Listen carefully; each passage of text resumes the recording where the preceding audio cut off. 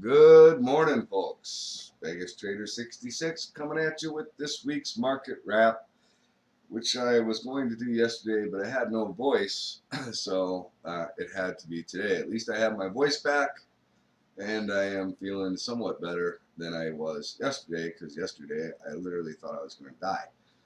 Anyway, uh, interesting week in the market. Going through the charts, it does look as though there is still some belief out there that the Fed is going to raise the rate and shock everybody in September. We had a pretty nice boost in the dollar strength, a pretty nice bust out of the dollar on Friday, boost of strength there. And commodities pull back a little bit, and we're getting into an interesting area. So this could set up one of two ways. We could either have the Fed do nothing and be dovish on Wednesday, and we could then see commodities bounce, and we could see the dollar weaken. If they do shock us and raise the rates, then we could see some pressure.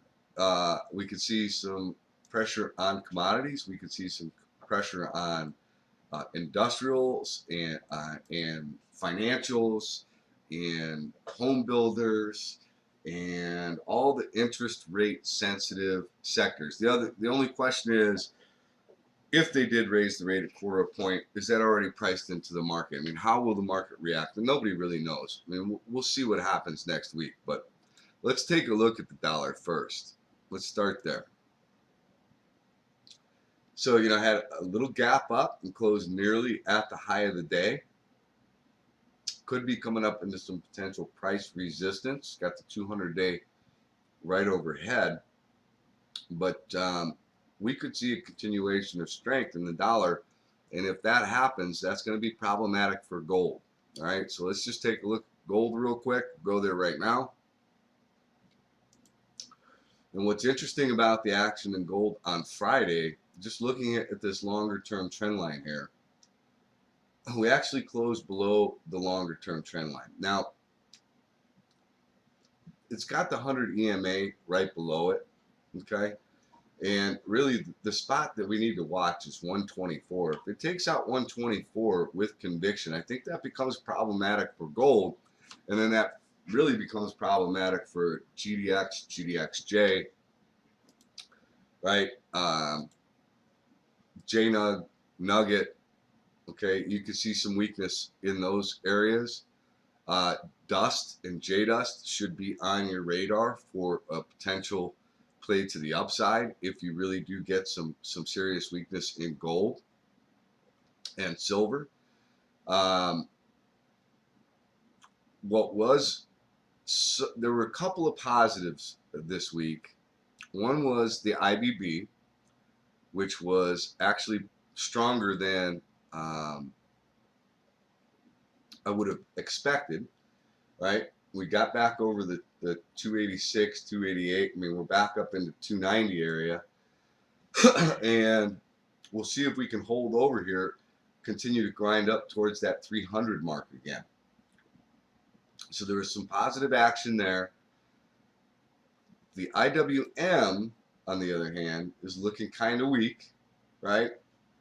And the IWM, the SPY, all of those look very similar in their chart pattern right now. They're just kind of in a wait and see mode, right? Now, the one sector that was incredibly strong was the NASDAQ. Had a nice little pop. It is coming up into this price resistance here. It didn't get any follow through after this pop. We'll see if it consolidates over the next couple of days, build up some energy before it goes up and tries to take out those highs. But there was some pretty nice strength there in the NASDAQ, and then also in the SMH. Let's just take a look at the semis, which had a nice pop last week.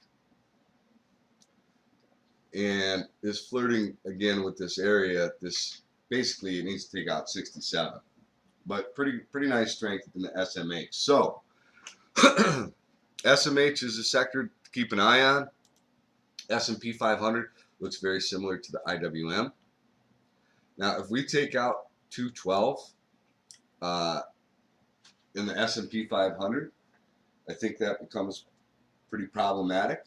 Okay, and we'll, we could just grind here until Wednesday, until we actually get the Fed statement. But right now, it does not look healthy. It really does look as though the bears still could take control if they really want to. So let's take a look at the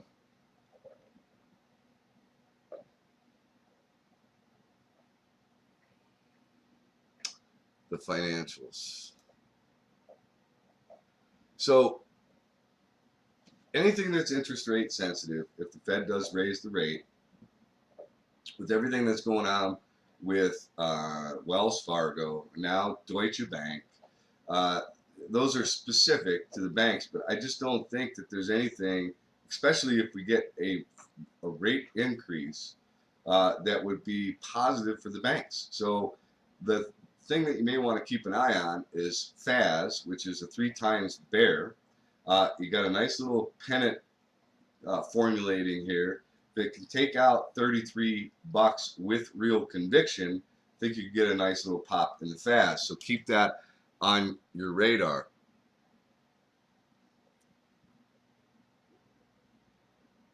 Let's take a look at mid caps. Mid caps do not look healthy either, right? Very similar to the IWM and to the S&P 500. Trying to hold on to this 275 area, trying to hold that 100 EMA. If that breaks down, I think that becomes problematic for mid caps.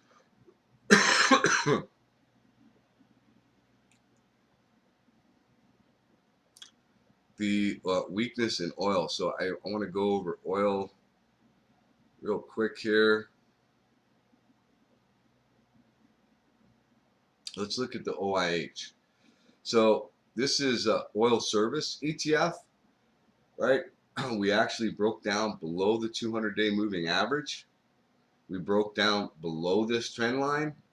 Oil and energy is not looking healthy. It's probably an area that we need to avoid. Let's go look at the XLE. Right, XLE, same thing, broke this trend line, broke below the 100 EMA, wound up closing actually right at it.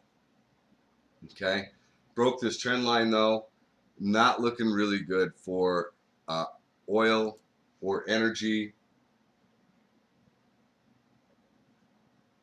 Closed below, or actually, looks like 36 is trying to hold as support here for oil exploration and production, and approaching this long-term trend line, the 100 EMA. If we lose that, I think that becomes problematic for energy names. Let's take a look at what the USO did, which is really trying to hold on to $10. It's exactly where we closed, right at 10 bucks, right? But looks as though it wants to go lower. So I would be very careful in that space. Let's take a look at the XLF. XLF is sitting right on top of the 100 EMA, right on top of this trend line that we broke over, this longer term trend line here, right? Sitting right on top of that. If we break below that, I think that is problematic. And let's see, hold on a second. Let's get aerospace and defense. We've taken out this trend line here, this shorter term trend line, closed below the 100 EMA. It is piercing the lower Bollinger Band, but look at all the short-term moving averages. They're all sloping down. Closed right at the low of the day. So, another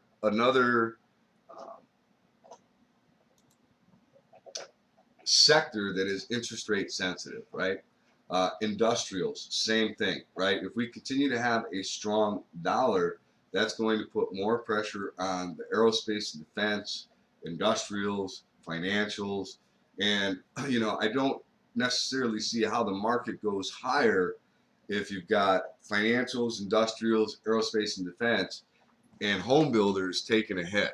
Now, could they have already made their move in anticipation of this Fed increase? If we don't get a Fed increase, then we get a nice little snapback in all of these. That is possible. I mean, home builders are coming down, looking like they want to test the 200-day moving average. Retail in a short-term downtrend, bumping up into this short-term trend line. Let's look at the IYT real quick. Bump in a short-term downtrend, bumping into this short-term trend line. Looking to potentially find some support right here around 138.50. If we lose 138.50, I think you come all the way down and test the 200-day moving average. Labu coming up. This is a 3 times bull ETF for biotech. Coming up into this little trend line here. If the IBB can manage to continue moving higher, you could get a nice little trading opportunity out of Labu. JNUG is coming down and testing. Looks like it wants to come down and test this trend line. If we lose that trend line, I think it get ugly for JNUG fairly quickly. And I think Nugget has already broken that trend line, but we'll take a look here right now. Right, so Nugget is already busted below this trend line, tried to come back up and get back over it, and now back down, almost testing the 200-day moving average. So I do think you want to keep an eye on those things next week. If we do not get a rate increase, I think you're going to see a heck of a bounce in Nugget and JNUG. If we do get a rate increase, I think you're going to see these things break down through some key technical levels. Let's see what else we've got going on here. Sorry that I sound so terrible.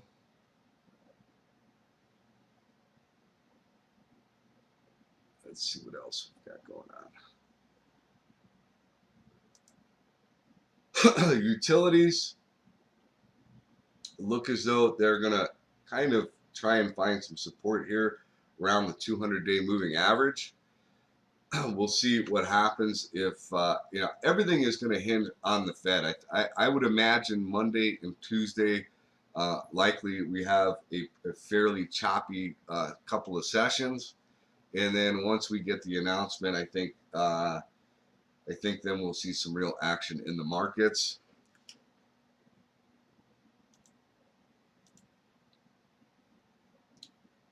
Volatility,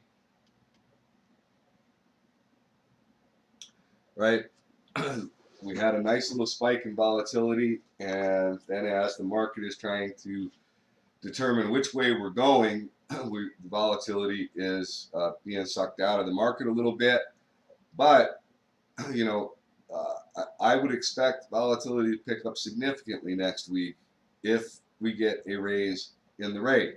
So keep an eye on UVXY and TVIX for potential day trading opportunity. Consumer discretionary. I mean, right now we are just in a holding pattern. The bottom line is for many of these charts, we were in a nice consolidation mode. We broke down for many of these charts. And right now we're in wait and see mode. Okay? If the Fed shocks everybody and raises the rates, then I think we could potentially break down and continue lower. I mean, we're right at, for this consumer discretionary, we're right at a longer term trend line support, 200-day moving average support. If that fails, things could get ugly pretty quick. So I am still in the camp that the bears could take control if they really want to. If the Fed raises the rate, with all the economic data that we've been getting that really has not been positive, right? We got weak ISM, weak manufacturing. We've got, even the jobs number wasn't all that fantastic. So we're not getting a bunch of economic data that suggests they should raise the rate. So they may, but they may do it just to show that they can do it. I don't know. I mean, who knows? Who knows? They've been talking about doing it.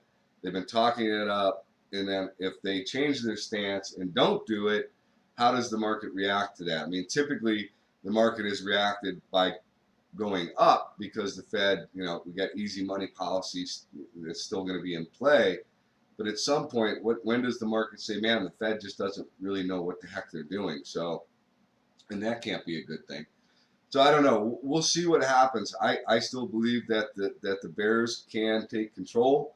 Got to keep an eye on oil. If oil really breaks down and energy breaks down, I think that's problematic.